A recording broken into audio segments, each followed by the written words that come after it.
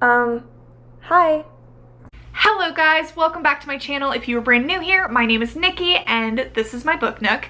Y'all, today we are doing a little bit different of a type of video because for the last year, I have gotten so many comments and so many personal messages specifically asking me for tips on just generally how to be a better reader, how I read so many books, ways that somebody can read more, just lots of variations of that same question. I've gotten so many people messaging me saying that they really want to get into reading, but they just are having a hard time committing to it, saying that, you know, they sit down with a book and then they only read 10 pages and then they just have a hard time focusing and they want to read more, but they don't know how to do it, where to start, and they just generally want me to talk about it. And I haven't made this video yet because I honestly felt like I didn't have an answer to that question. I was like, I don't really feel like I do anything very special. I just really like to read, so I don't know if I have anything to offer when it comes to this, but I've made a really conscious effort over the last few months to pay attention to the way I read, what I do, how I make it an enjoyable experience for myself, and I've been taking some notes on my phone, so I finally kind of compiled everything and I feel like I'm in a good enough place now that I can make this video. I'm gonna say right off the bat, I don't think anything I have to say today is super revolutionary, but it is just what I personally do and the way that I'm able to read between like 6 and 12 books every month, and I'm just here to offer my advice. Feel free to take it, feel free to not, but that's what we're doing today. So I think I'm gonna start off just generally talking about my reading experience, how I read, what I do to make it more enjoyable and make it something that I want to do, and then I'll get more into the idea of quantity and how I read more and tips for reading more and motivating you to read more and all of that. So let's just get into it. So when it comes to the experience of reading a book, I think a lot of people think and process and, you know, work a very particular way, and a lot of times those ways are very different from each other. There's people that need complete silence, there's people that need a lot of noise, there's people that want people around, people that want to be completely by themselves. Like, there's lots of ways to read a book, but I think that the one thing that we can all agree on is that to sit down and read a book for a long period of time, you got to be in a comfortable environment. I know it sounds simple and obvious, but seriously, there's a lot of people that just don't have a good little nook to read in, and I think that that is something that is just so helpful. I have a very specific setup whenever I read every single day. I read on my couch. I lean against one side of my couch and I have 2 pillows, and then I have a squishmallow that looks like a cow. Not that that's very relevant, but I have a squishmallow cow and I lean against that, and then I have a heating pad that I use. I don't use the heating pad all the time, but when I use the heating pad, it does help. And just being in that one little nook every single time that I'm reading, when I get the space ready, pillow, squishmallow, lay down, have my book, have my blanket, I have my little light above me, like that is just simply my happy place. Every time I get that area ready and I settle in with my little book, I just know that I'm gonna be there for like a decent amount of time, and it's just my happy place. And I think that's really important. If you can find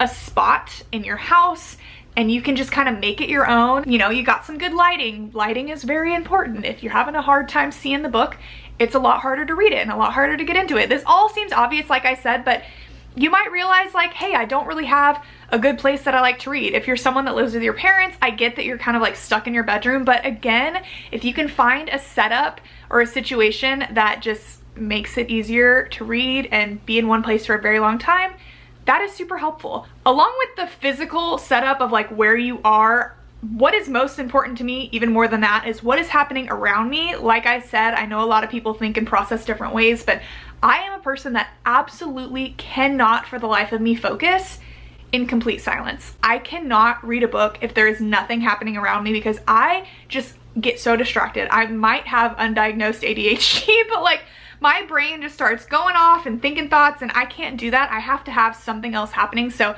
something that I absolutely have to do when I'm reading, and honestly it's just something that I do all the time, I have to have background noise. So I have a playlist, which I will link in my description if you're interested in go looking at. I have a playlist of ambiance videos that I play on my TV. They're all from YouTube. They are all different types of things. If you've never seen these before, you might think that I'm crazy, but I just love having something playing in the background that is matching the vibe of the current season outside, maybe the vibe of the book I'm reading. I have ambiances for literally everything you can imagine. I have a whole like section of just pure fantasy themed ambiances where it looks like a fairy village and there's some like fantasy-esque music playing in the background. I have like a Twilight themed ambiance that has, you know, trees and fog and piano and all that type of stuff. I have like winter ambiances. I got summer vibes where it's like a beach and there's waves rolling. Whatever it is, whenever I start a book, I sit down, I always take a minute to pick an ambiance to play in the background that is like a 10-hour long video that I just know will be consistently playing in the background.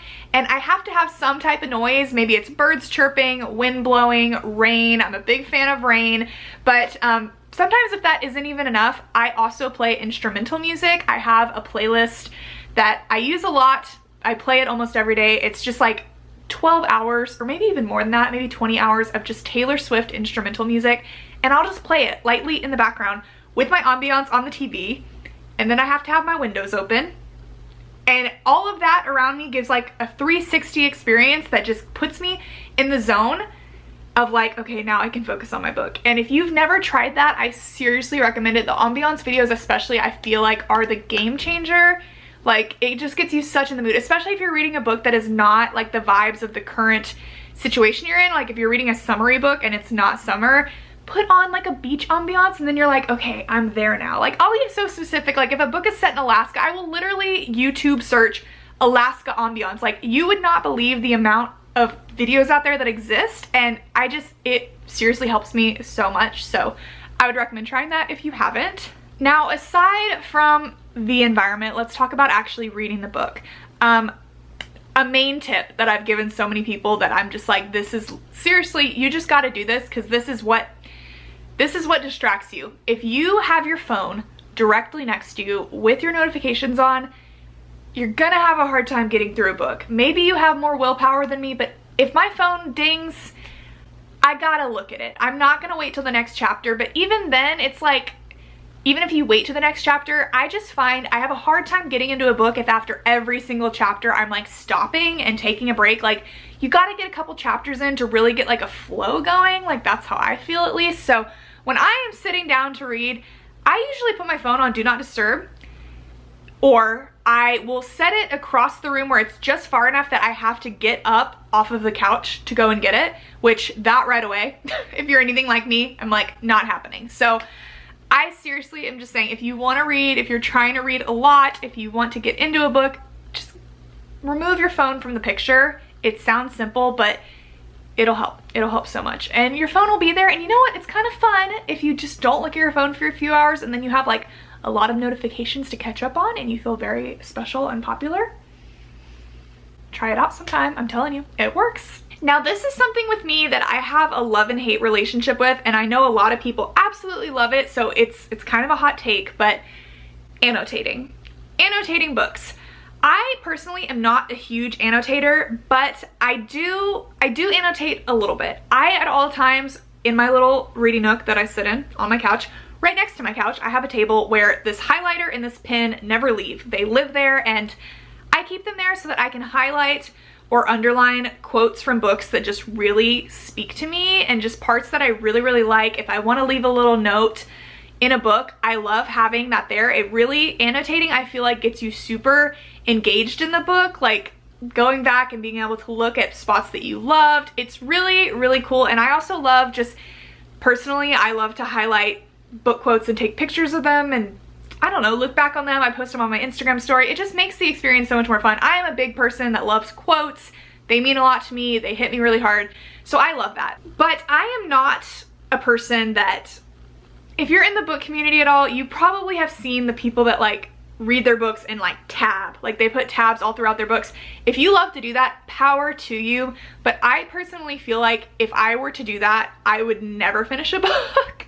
Like, I just see people that put like 100 tabs in their book, and I'm like, that's so cool. I love the way it looks. Like, I love the book all tabbed up. I totally get the concept of wanting to go back and look on spots that you like really loved. And there are some books that are like all-time favorites of mine that I do think I eventually do want to go back and reread and tab so that I can, you know, reference them. But in general, I am definitely not a person that heavily annotates every single book. I think that it's kind of a fine line with that, where you know, you want to be engaged in the book again, but if you're tabbing like every other page and you're just like focusing so much on tabbing, I think it can be a little hard to get into the story, and also it just takes a lot of time, like sitting there, taking off the tab, putting it on the page, like every other page.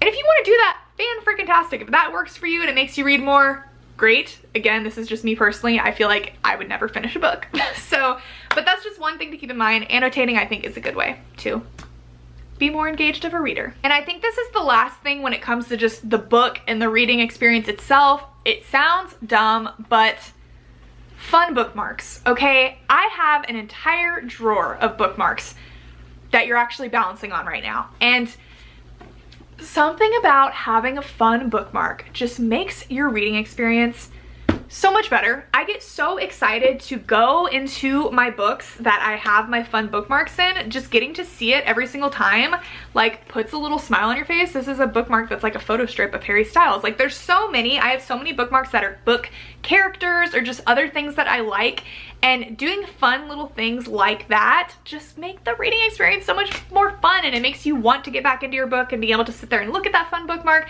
It sounds stupid, it sounds small, but there's so many small things like that that I feel like really add up to make a big difference. So I think that's everything involved with the actual reading experience. Now I just want to talk about ways that I feel like personally help me to read a lot, read more, read in volume, if that's something that you're wanting to do, which again, you don't have to do, but I'm just making this video for people that want to read more books. Reading is not a race, reading is for enjoyment, so don't feel like you gotta read 10 books a month. You don't have to do that. Read at your own pace, sister. But if you wanna read more, these are things that I think are really helpful. First of all, I am a big goal-oriented person. I really like to look at my life and look at things that I'm trying to accomplish in chunks. So I forever look at reading and books that I read by the month. The month is a goal for me. Like, I'm always focusing on how many books did I read in this particular month. And it is just fun to do it that way because I like to look back on like, oh, these were the books I read in January. These are the books I read in February. Like, it's good to kind of separate them out that way so it just doesn't seem like a pile of books that you just like can't keep track of. So I love starting the month being like, okay, it's June 1st, like here we go, June reading month, like what am I gonna accomplish? What books am I gonna read? How many books am I gonna read? Like, it's just fun to do it that way and fun to keep track that way. And again, if you are present in the book community, if you watch videos like mine, you know that a lot of creators do like monthly wrap-ups at the end of the month where they talk about all the books that month that they read. And I just think that's like a really fun way to kind of break it up. So if you are starting out on this journey of like being a reader and you want to read more, I say it's really fun to start at the beginning of the month and kind of give yourself a goal. If it's 1 book, if it's 5 books, if it's 10 books, power to you. But yeah, separate it out that way and kind of look at the first of the month as a new month and a new goal. Okay, so you've started a new month, you've started a new goal, now you've got to actually read the books. So my tips for reading more books and what I do to make sure that I get my reading time in is I really try to read every single day. It's really easy to kind of get out of reading if you let yourself go like a handful of days without reading. Like it's really weird because when you're in it and you're loving it, it's like, oh my god, I just want to read, like I want to know more. Even like in one particular book, you're just like dying to devour a book, but it's really easy if like a few days go by and you haven't read to just like get out of it and drift away. So I seriously just feel like I have to read a little bit every single day. If it's 20 minutes, if it's 3 hours, like whatever it might be, I try to make the time to just get a little bit in every single day. So I like to block my time personally. I tell myself like, because I have a hybrid schedule where I work in the office half the time and then I work at home half the time. So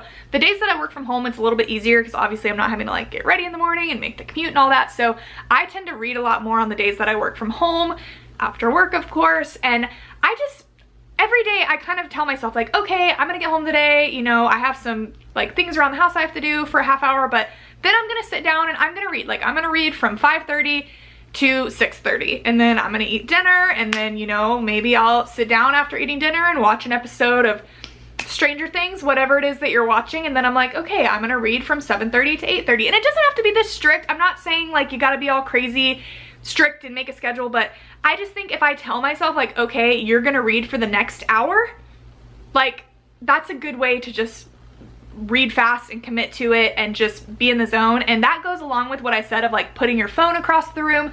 I like to do little reading sprints where I put my phone, like I'll set a timer on it for an hour, you know, 30 minutes, an hour and a half, whatever it is, and you set that timer, set it across the room. Don't look at your phone during that time and just read. Just read until your timer goes off, and then you can take a break, do whatever you want to do, and then if you want to do another round of it, that's fine. But I think that's a really good way to just force yourself to focus on it. So I would definitely try that if you haven't. Also, something that works for me, but very well might not work for other people, is I like to read 2 books at once, sometimes more, which can get a little chaotic, but I have a Kindle. Oh, it's right behind me, so I'll grab it. I have a Kindle, so I'm usually typically reading a paperback and an ebook at the same time. I go for a walk basically every day. I walk on my treadmill in my gym at my apartment, or I walk outside, but either way, usually when I'm walking, especially on the treadmill, that's a really great time if you have a Kindle to just set it there and read. I know that like your obvious thought whenever you're running or walking, whatever, is like, oh, just listen to music, but you would not believe how easy it is to just knock out like 30, 40, 50 pages if you're spending 30, 45 an hour walking on the treadmill. Like, you can knock out some pages super easy. And then also, depending on your situation, I'm not saying walk down the street reading your Kindle, but I have like a walking trail near me that I know like the back of my hand, and I feel very comfortable that I can kind of walk and multitask and read at the same time.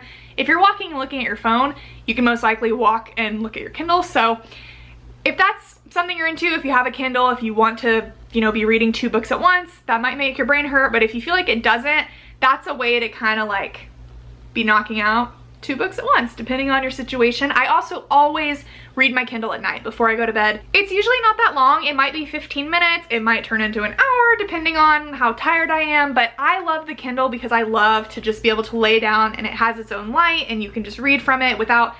I have a hard time reading paperbacks in my bed. Like, I just can't get super comfortable, and then you have to have a light on. It's just nice to be able to read from your Kindle. So if you are not a person that owns a Kindle, I would recommend looking into it. They're really not that expensive. And if you get a Kindle Unlimited membership, like there are so many books that are free to read on there if you have a Kindle Unlimited subscription, and it's just so worth it. Like, so freaking worth it. So many good books are on Kindle Unlimited, and that's a really easy way if like money is a constraint, get that membership and you've got like a million books that are just available to you all the time. I think the Kindle just in general is a great way to read a lot more books. And then I feel like the last thing, and honestly the thing that I think is like the most motivating, is once you finish the book, what are you gonna do with it, right? I think that that really motivates me to finish a book, because I obviously am a person that has a YouTube channel. So when I finish a book, I come on here and review it. I also have a Bookstagram, an Instagram, and I just love that once I finish the book, I'm like, okay, I always have some steps. First of all, I have a list that is on my phone in my notes app, and every year I have like my 2020 reads, my 2021 reads, my 2022 reads, and every time I finish the book, I go straight to my phone, I type the name of the book in that list, and then I do my star rating. So I just have one consolidated list on my phone of all the books that I've read this year, and I separate it out by month. So I feel so accomplished just alone being able to add a book to that list, and then being able to like look at all the books you've read that year. Like, I just think that's really fun and really satisfying. There's also obviously Goodreads. If you are a Goodreads person, I'm not too much. A ton of you guys are friends with me on there, and you probably know I'm not super good about updating it just because I already do my YouTube videos, and then I've moved to doing Bookstagram now, so it's hard for me to keep up with another thing. But there are a whole lot of people that love Goodreads. I know there's a lot more capabilities to it than what I use. I know you can put like books that you want to read, you can mark that there, and then you can, as you're reading a book, you can like mark it as currently reading, and then you can like update your reading progress and like say how you're feeling about it throughout the process. And then obviously once you finish it, you have the ability to then rate the book and then write your review. Like, tons of people love Goodreads. So if that's your way of doing it, if you don't want to have like a Bookstagram, you don't want to have a YouTube, like Goodreads is a good way to just like keep yourself accountable, keep track of all your books, like spill out to your thoughts and rambles if you want to do that, if that's your thing. Totally check out Goodreads. Like, I just feel like having like a finality, like a final, you know, a purpose for reading a book and then finishing it and then being able to review it, give your thoughts. Like, I just think it makes the process so much more fun. I've always loved to read, but once I started this channel and I had like an outlet for, you know, being able to talk about these books and talk about these stories and just share my passions and my interests around it, and being connected to like a community that's also interested in it, that just made me like way more excited about reading and made me want to read way more. Like it just kept motivating me and pushing me, and now here we are. So yes, those are my tips for being a better reader and reading more books. I don't know, again, if any of them were revolutionary or if any of them really made any sense, but I tried my best. If you guys have any tips for reading more books that I did not mention, feel free to list them in the comments down below and help your friends out. But yeah, that is it for me today. Thank you guys so much for watching, and I will talk to you very soon. Bye!